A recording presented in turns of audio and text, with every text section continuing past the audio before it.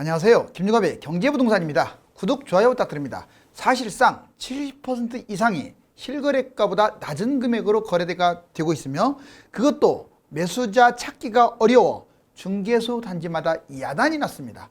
몇 달 전에 다녀간 손님이 매물이 없어서 발만 동동 거렸는데 지금은 그때보다도 가격이 30% 빠진 금매가 있다고 해도 시큰둥한 반응입니다. 지금보다는 다음 달보다는 그 다음 달이 더 떨어지는 것은 확실합니다. 그렇지만 3월 대선 이후에 집값이 크게 반등할 수도 있기 때문에 매일 관심을 가져야 합니다. 김종갑 유료상담은 010-3999-8808 전화 주십시오. 오늘 12시 중개소 야단났다. 30% 급금매.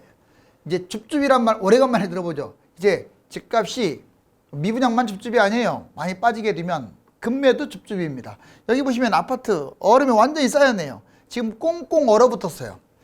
거래가 안 되는 정도가 아니라 전멸입니다. 이럴 때는 매수자가 무조건 유리해요. 집값 하락, 이익과 손실, 무주택자, 1주택자, 다주택자 이거 여러분들 아주 중요해요. 자, 최대 50% 역대급 집값 하락 온다. 내년 중순 전에 집을 팔아라. 이 머니투데이에서 대놓고 하는데 멀쩡한 집을 팔 필요는 없다고 봐요. 저는 본인이 너무 빚이 많거나 무리하게 갭 투자했거나 그런 경우는 팔아야죠. 나중에 또 빠지면 문제가 되니까. 그렇지만 본인이 견딜 수 있다면 집 하나 가지고는 실거주 할 수도 있는 거니까. 다만 그 집이 거래도 안 되고 별로 좋지도 않고 하락장에 갈아타야 하는데 얘가 안 팔려서 갈아타지도 못하는 나홀로고 아파트가 아니고 이런 것들은 파는 게 나을 것 같아요. 여기 보세요.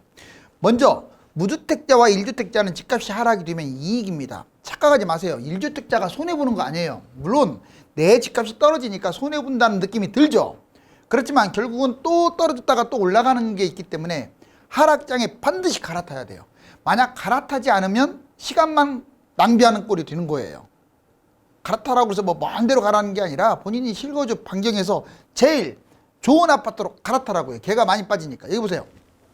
무주택자 지금보다 50%그 자본금으로 아파트 매입. 이게 지금은 5억 들어갈 게 이때는 하락하게 되면 상황에 따라 좀 다르긴 하지만 2억 5천이면 잡는다 이 말이에요. 그리고 갭 투자나 대출 활용 시에 70% 싸게 매입. 지금은 갭 투자를 하더라도 또는 대출도 잘 안 해주지만 대출을 받더라도 돈이 많이 들어가는데 하락장에는 반토막이 해서 또 반토막으로 들어가는 거잖아요. 대출을 끼고 또는 전세를 끼니까 전세값도 매매가하고 바짝 붙어요. 그래서 실제 돈 들어가는 게 별로 없어요. 예전에 강서구 가양동 같은 경우 10몇 평짜리들 그 2억 했던 게 지금 10억 하고 있거든요. 걔네들 3천만 원, 5천만 원 주고 2013년에 매입한 거예요. 그때는 실거주도 없었어요. 조정지역 특유과열지역이 폐지되면 실거주 다 폐지되거든요. 앞으로도 서울 폐지되는 날 한번 올 거예요. 그러니까 3천만 원 갖고 얼마를 벌었느냐? 8억을 번 거야. 알았어요? 자, 뭐 꼭 돈 벌려고 한다기보다도 그래도 머리는 깨어 있어야죠. 여러분들이 안 하게 되면 다른 사람이 하니까. 어차피 1주택 갖고 가급적이면 실거주 및 투자를 만족한 걸 사야 하잖아. 여기 보세요. 갭 투자나 대출 활용 시에는 이렇게까지 싸게 살 수 있어요. 특히 하락장에는. 그러니까 내가 돈이 많다고 해서 기대감을 갖는 게 아니에요. 하락장에는 1억밖에 없어도 얼마든지 이게 서울 집을 매수할 수 있는 기회가 되는 거예요. 분양권, 미분양과 상급지 급매 중에 판단하는 겁니다. 꼭 분양을 무조건 받는 게 좋은 게 아니에요. 하락장에는 이런 것들 다 미분양 나기도 하니까 이 세 가지나 급매, 상급지란 말은 입지가 좋은 곳들. 자, 그 다음에 1주택자는 왜 좋냐? 자, 입지가 만약에 지금 문제가 있고 황금성도 떨어지는 주택을 갖고 있으면 던지세요. 그런 걸 끌고 가게 되면 나중에 하락장에 못 갈아타요. 얘가 안 팔리니까. 또 가격도 뛰지도 않고. 하락장에 더 많이 떨어진 아파트로 반드시 갈아타는 게 좋아요. 약간의 빚을 내거나 뭘 하더라도 내가 끌고 가는 것보다 더 많이 이때 안 갈아타면요 갈아탈 기회가 없어요. 그 다음에 분양 1주택자 잘 들으세요. 가만히 있지 말고 1주택 있다고 해서 분양권, 미분양 또는 상급지 추가 매입하는 게 좋아요. 증여를 하더라도 자식들한테 이때 증여하는 거예요. 그때가 집값이 싸니까. 그냥 고리타분하게 나는 대출 싫어. 대출 하나도 안 받은 걸 자랑으로 여기는데 지금은 자랑일지 몰라도 하락장에는 자랑이 아니에요. 뭔가를 해야죠. 자, 그 다음에 손실 보는 유형은 두 가지입니다. 다주택자, 무리한 투자. 다주택자들은 기대감이 낮아요. 그런 것들 또 환급성이 떨어져요. 그런 것들은 빨리 던지세요. 물론 너무 차익이 크면 내가 어떻게 말할 수 없겠어요. 다주택자, 임대주택 사업자, 법인 등이 하락장에는 경매당하는 거예요. 집이 여러 개 있다 보니까 다 동시에 빠지잖아요.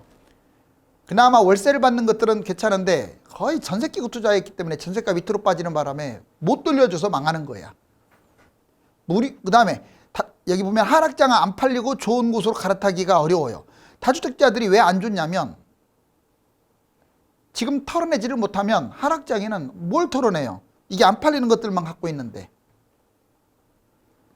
무리한 투자자, 정상적 아파트 매수는 하락장에 갈아타라. 이거 꼭 중요합니다. 이게 정상적으로 갖고 있는 그냥 1주택, 예를 들어서 아파트이면서 세대수도 괜찮고 뭐 서울이나 수도권 괜찮은 데 있고 이러면 뭐 떨어지면 또 어때요? 끌고 가도 돼요. 근데 나홀로 아파트 300세대 미만이고 별로 얘가 입지도 외곽이고 하여튼 그런 거 있잖아요. 늦게 뛴 곳들, 2021년이나 뛴 곳들, 그런 것들 안 좋아요. 근데 그런 거 아닌 것은 좀 그냥 끌고 가다가 바닥장에 갈아타세요. 영끌 비싼 아파트 갭 투자 하락장 경매 위험당합니다. 자, 자본금 판단해서 잘 들으세요. 자, 무리하게 투자한 사람들일지라도 자본금 판단해서 만약 본인이 된다 그러면 분양권 미분양 금매를 추가로 매입하는 것도 판단할 수 있는 거예요. 왜? 집값이 많이 내려갔으니까. 다만 내가 버틸 수 없으면 하면 안 돼요. 자, 이제 전국 권역별 8월달 실거래가와 호가 그리고 현재 시세 상당히 몇 달 안 됐는데 정말로 바뀌었어요. 여기 보세요. 자, 강남 평균가, 서울시 평균가, 경기도 평균가, 광역시의 평균가를 한번 보자고요. 이거 8월 실거래가 호가 그리고 현재 12월 실거래, 그 다음에 이제 앞으로 있을 2월까지는 빠질 것 같거든요. 실거래. 자, 보자면 8월달 실거래 20억, 강남 평균가가 20억이었어요. 근데 호가가 23억이 나왔었어요. 23억이 잡은 사람들도 있을 거예요, 아마. 자, 그런데 지금 어떠냐? 18억입니다. 호가 기준으로 5억이 빠졌고요.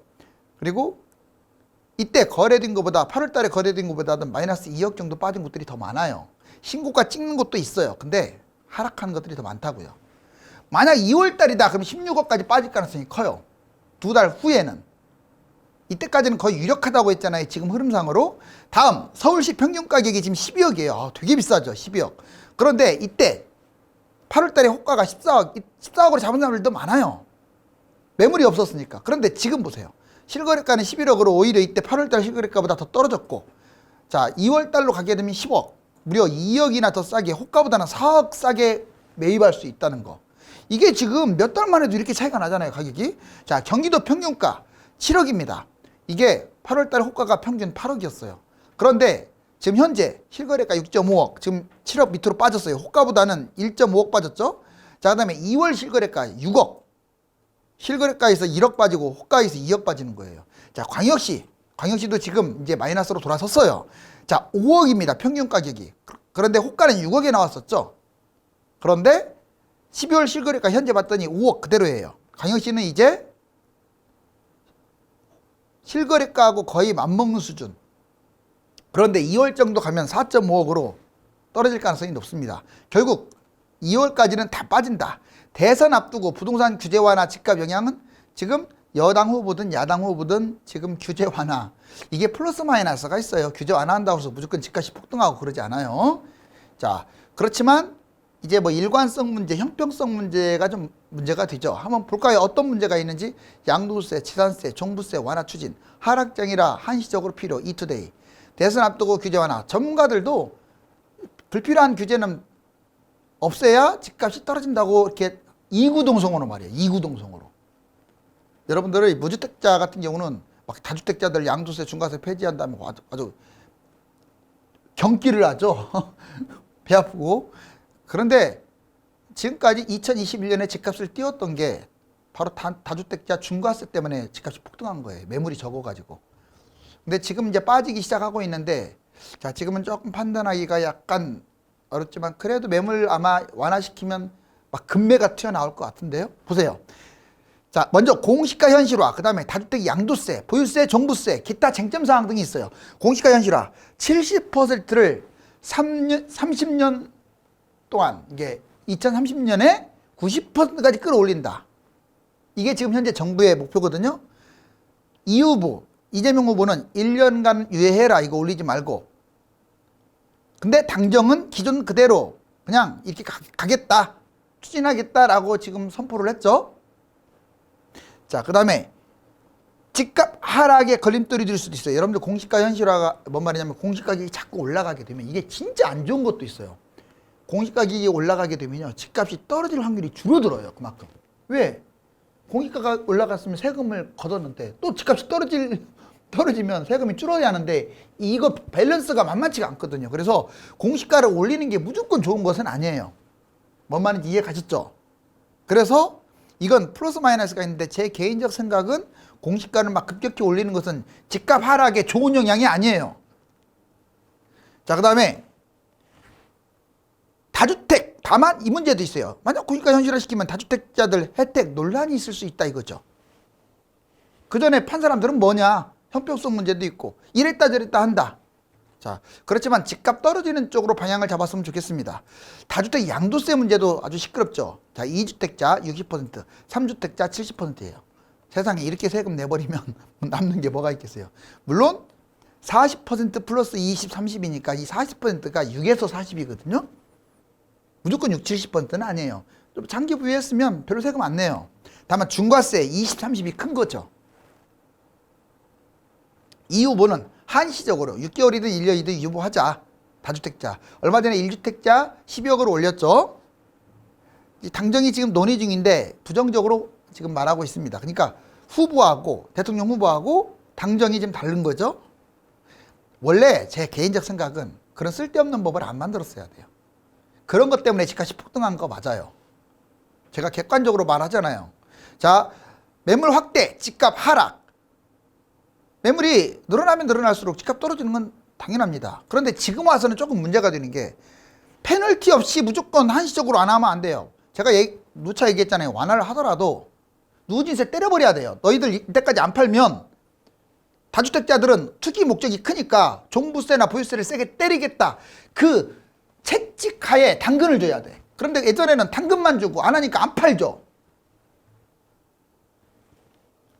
그 다음에 보유세, 종부세 보세요. 종부세 1주택 비율, 공정시가액 비율 조정 가능성 높아요. 1주택에 대해서는 혜택을 준다고 당정도 얘기합니다. 이재명 후보만이 아니라 1주택 상한 150% 미만으로 이렇게 적용하겠다.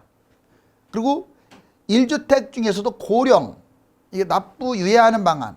이거 그전에는 묵살되는데 고령주택이 너무 이렇게 종부세, 부유세에 치이면 안 되잖아요.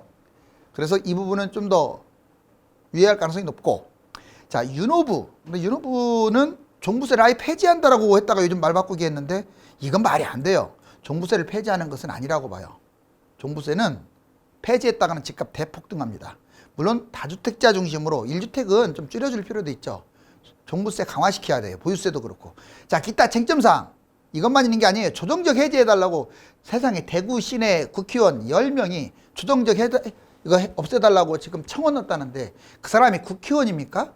지금 대구가 얼마나 집값이 2억짜리가 지금 8억까지 뛴 것들이 수두룩한데 이제 지금 찔끔 빠졌다고 해서 조정적 해제, 실거주 폐지한다는 뜻이에요. 그러면 또 집값 폭등하겠죠. 그 사람들은 서민을 위한 국회의원이 아니에요. 조금 빠졌다고 이거 하면 안 됩니다. 절대로 해제해주면 안 돼요. 많이 빠진 상태에서 해제시켜줘야 돼요. 옛날에 부산 해제시켜주니까 폭등한 거잖아요. 2년 전에. 자, 비트코인 완화, 공공요금 인상, 이 부분도 지금 이제 선거가 가까우니까 이것도 서서히 조절하겠다 이렇게 나가고 있는데 너무 선거 발언성 이런 말들이 나오면 안 되겠죠. 여당이 주로 그렇죠. 야당은 재건축, 재개발 지금 띄우게 하는데 여러분들 물론 공급은 필요합니다. 하지만 이때 재개발, 재건축 규제 완화하고 막 자 오세훈 시장처럼 막 하게 되면요. 제가 장담할게요. 집값 폭등해요. 절대 안 떨어집니다. 그러면. 아니 호재로 들쑤시는데 집값이 떨어지겠어요? 나중에는 물론 대폭락하겠지. 워낙 거품이 또 커지니까. 여당, 야당이 각각의 문제점이 있어 보이네요. 하우스푸어 경고. 유형별 최고 위험한 사람. 여러분들이 하우스푸어가 다 뭐 문제가 있는 건 아니에요. 본인이 견딜 수 있으면 뭐 괜찮죠. 자, 참 이거 표 잘 보세요. 1번 최대 위험 다주택자예요. 갭투자 영끌 하우스푸어. 다주택자가 제일 위험해요. 갭투자도 위험하고 영끌 빚을 많이 낸 사람. 대출 보험이 40% 이상 막 받은 사람들. 연령층은 주로 20, 30대가 위험하고요. 60대 이상 고령층도 위험합니다. 빚이 많아요, 이분들이. 자, 주택가격 비싼 아파트. 가격이 비싼데 빚이 많거나 갭 투자할수록 더 위험하겠죠. 고분양 또는 분양가가 높은 것들 조심해야 돼요. 막 10억 넘어가는 것들은 자기 4, 5억밖에 안 되는데 10억 넘어가는 것은 안 받는 것도 생각을 해야 돼요. 지금 뭐 10억 넘어가는 거 고분양가 뻔하잖아요. 물론 강남이나 뛰고 하면은 뭐 이렇게 돈이 50% 있어도 한번 할만한데 다른 곳들은 지역으로 따지면 제일 위험한 게 아무튼 비싼 아파트 사는 강남, 그 신도시 위험합니다. 1, 2기 신도시 다 위험해요. 특히 지방은 부산, 대구가 아주 위험해요. 최대 원인은 뭐냐? 부동산 거품이 지금 너무 심한 거야. 물량도 지금 앞으로 엄청나게 튀어나올 거예요. 150만 채, 200만 채. 소득, 저소득층이 위험하죠. 또 실직을 당하거나 수입이 불규칙한 분들이 위험한 거예요. 그리고 소상공인도 위험한 부류입니다. 지금 대출이 4억이 넘어간다고 그러잖아요. 그 자영업자들. 무리한 대출로 많이 이끌었고 다중채무자들이 많아요. 뭐 사채 쓴 사람들도 많고. 특히 이 질병 사태 때문에 장사가 안 되는 거예요. 자, 한국은행하고 금융위에서 지금 이렇게 내놓은 분석입니다. 부동산 최고 시세 하락 이 순서대로 지금 보시면 서울이 이거예요. 제일 왜 꼭지에 있지? 자, 왜냐면 이제 떨어지기 시작했는데 표가 안 나죠. 지금 시세는 플러스에 있잖아요. 그러니까 여기에요. 그런데 이게 울산을 봐보세요. 울산은 약간 좀 꺾인 모습이 보이죠. 약간. 그러니까 이 모습에서 이 모습으로 바뀌어요. 그 다음에 이제 대구 보세요. 대구는 좀 더 꺾였죠. 완만해졌죠. 이렇게. 그러니까 이렇게. 그 다음에 세종 보세요. 꺾인 정도가 아니라 확 쉬어졌죠, 이제. 그래서 집값이 떨어질 때는 이렇게 가는 거예요. 이제 얘 볼 것 없이 이렇게 가겠죠. 자, 얘도 이렇게 가다가 이렇게 이미 얘는 이제 확 꺾이고. 그러니까 지금 현재까지는 서울이 뜨겁고 그 다음에 두 번째 뜨거운 게 울산이고 대구는 지금 이미 마이너스로 전환됐고 세종은 마이너스가 한참 진행 중이고 이렇게 간다고요. 이렇게. 실거래가 이거 보시면 놀라실 거예요. 제가 무작위로 뽑아왔습니다. 지금 서울 서대문구 홍제 뭐 이렇게 해가지고 동대문구 서대문구 종로 이렇게 몇 군데만 쭉 뽑아왔는데 여기 이거 보이죠? 실거래. 여기가 파란색이 지금 매매가가 떨어진 거고 이거 11월하고 12월하고 다 있잖아요. 자, 그리고 빨간색은 올라갔다는 뜻인데 자, 빨간색하고 파란색하고 비율을 보세요. 다 떨어졌죠. 얼마가 떨어졌으니까 다 마이너스죠. 70%가 넘어요. 실제로 거의 8, 90% 되는 것 같아요. 서울 하락 거래가. 거래됐다면 하락입니다. 얼마가 떨어지고를 떠나서 지금 심각해요. 이것도 거래량도 많지도 않는데 여기 보시면 전국 시도 아파트 매매 이거 12월 13일자예요 20일자는 더 떨어졌겠죠. 보시면 서울, 경기, 인천 다 파란색 표시 나죠. 대구, 경북, 세종, 뭐 대전, 충남 어디 할 것 없이 플러스가 없어요. 충북은 플러스로 돼 있네요. 그 다음에 광주, 전남하고 충북만 플러스고 다 나머지는 마이너스로 지금 실질 거래 시세는 플러스에 있을지 몰라도 실거래는 다 마이너스로 완전히 전환됐어요. 2021년 외지인 투자 왜 그러면 올해 제일 많이 집값이 뛰었느냐. 우리나라가 56개국에서 1등이라고 제가 얘기했잖아요. 왜 이렇게 많이 뛰었느냐. 이거 보시면 알아요. 외지인들은 주로 투자하려고 하는 거잖아요. 자, 여기 보시면 2006년 제일 많았을 때가 23.5 이때가 2007년이었어요. 이때 외지인들은 거의 갭자가 많죠. 그러다가 줄어들다가 꾸준히 늘어서 여기 보세요. 29.3이 2021년이에요. 2020년도 24.4예요. 그러니까 결론적으로 이 21년과 22년이 전국 집값이 난리를 난 거예요. 문재인 정부가 21년만 잡았어도 20년, 21년만 집값을 잡았어도 무주택자들이 이렇게 괴로워하진 않았을 텐데 이 2년 동안 아예 집값 아예 그냥 나몰라라 한 게 난리가 난 거죠. 여기 보시면 전세 끼고 집 산 사람들 갭투자. 제가 여러 번 얘기했잖아요. 외지인들 갭투자, 다주택자들 법인을 때려잡지 않는 게 패착이라고. 쓸데없는 법 25번이나 만들었고 진짜 때려잡아야 할 갭투자, 다주택자, 이렇게 외지인들, 법인들 이런 사람들 나몰라라 했으니 여기 보세요. 자, 무주택자들. 보증금 승계라는 말은 갭투자인데 무주택자도 43%가 있고 1주택자 42.5 거의 비슷하죠. 근데 다주택자 보세요. 64.2% 이거 임대주택 사업자 포함한 거예요. 법인도 마찬가지야. 훨씬 더 갭투자가 많죠. 갭투자가 많다는 것은 실수요가 아니라는 거예요. 당정 각종 세금, 전문가 다주택, 양도세 완화 필요하다. 공시지가 현실화, 기존대로 추진한다고 지금 얘기했고 종합부동산세 1주택자에 대해서 공정시가 예고 비율 조정 1주택자는 조정하겠다. 종부세 세부담 상한 1주택 세부담 상한만 150% 미만으로 조정한다. 고령자 같은 경우 유예 다시 한번 추진하겠다. 즉 1주택만 혜택을 주겠다. 자, 그 다음에 다주택자 매물 수다지나 양도세 완화 집값 안정 효과를 따져보니까 고종환, 고준서, 박합수, 우병탁 이분들이 전문가를 대표하는 건 아니지만 대부분의 전문가들이 이래요. 양도세 완화가 집값 하락에 어떤 영향을 주냐 다 긍정적이라고 하잖아요. 실제로 그래요. 그 말은 맞습니다. 근데 지금은 조금 타이밍이 좀 늦은 감도 있어요. 2021년 경기 인천 광역시 집값 거품. 이거 보니까 인천, 경기, 제주가 올해 제일 많이 뛰었어요. 왜 올해 작년에 제일 많이 뛴 줄 아세요? 얘들이 떨어졌을 때 2010, 11, 12, 13, 14, 15년에 지방이 다 뛰었어요. 얘들은 폭락을 했는데. 그리고 14, 15, 16, 17 이때도 서울만 뛰었지 경기도 인천은 별로 안 뛰었어요. 그러니까 이번에 많이 뛴 거야. 2년 동안. 자, 여기 보시면 164가 지금 얼마까지 올라갔어? 201. 거품이 지금 이렇게 떨어졌다가 너무 높네요. 올해 미분양은 역대 최저예요. 지금 자꾸 이거 주장하죠? 미분양이 적다. 그리고 이 서울 입주 봐봐요. 22년. 진짜 적네요. 그리고 경기도 입주 보세요. 경기도는 서울만큼은 아닌데 이게 적정 수요예요. 적정 수요가 조금 적거나 그러죠. 22년까지. 인천은 적정 수요보다 좀 많네요. 결론적으로 서울만 적정 수요가 적고 나머지는 뭐 비슷. 그런데 문제는 3기 신도시하고 인천 입주 물량만이 중요한 게 아니라 분양 물량이 막 쏟아지잖아요. 서울은 분양이든 입주든 많을 수가 없어요. 어차피 그린벨트 해제하지 않는 한은. 얘는 이쪽에 영향을 받는다고 보시면 돼요. 서울은 스스로 해결을 못합니다. 얘들 입주 터지면 얘들은 폭락하는 거예요. 서울도. 이해가셨죠? 그런데 지금 3기 신도시 물량이 많아서 위험하죠. 진짜 부동산이 지금 아주 쑥대밭이 된 상황이네요. 거래량이 뚝 끊긴 상황에서 매매를 시키면 가격이 크게 떨어지는데 만약에 대세하락장에 진입하면 바닥이 어딘지 모르고 팔리지도 않을 수 있기 때문에 매수자보다는 매도자들이 조급한 시장이 펼쳐지고 있습니다. 감사합니다.